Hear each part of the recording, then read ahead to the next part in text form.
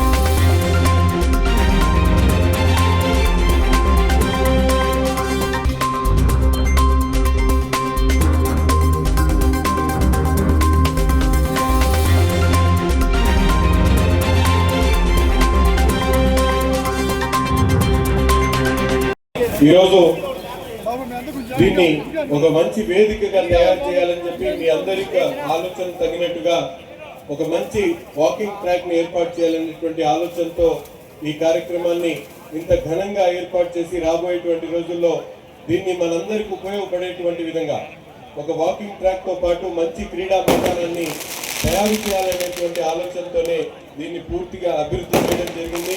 ముఖ్యంగా దీని పేరు కూడా నారా చంద్రబాబు నాయుడు గారి క్రీడా ప్రాంగణం పేరుతో దీన్ని రాబోయేటువంటి రోజుల్లో మరింత అభివృద్ధి చేయాలనేటువంటి ఆలోచనతో పనిచేయడం జరుగుతూ ఉంది.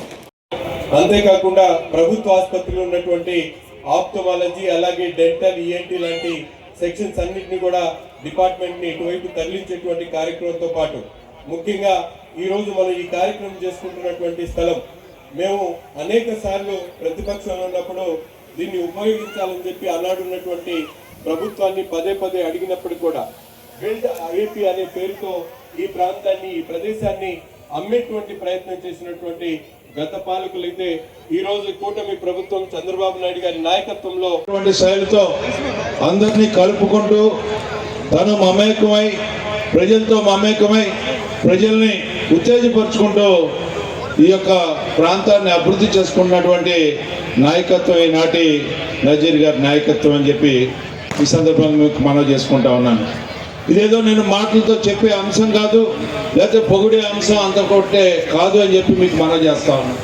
మనం ఏ అంశాన్ని చూసుకున్నా కూడా ప్రతి అంశంలో కూడా తన వైఖరిని కానీ తన విధానం కానీ. ఈ వీడియో మీకు నచ్చినట్లయితే లైక్ కొట్టి షేర్ చేసి మా వైకే టీవీ ఛానల్ని సబ్స్క్రైబ్ చేయండి.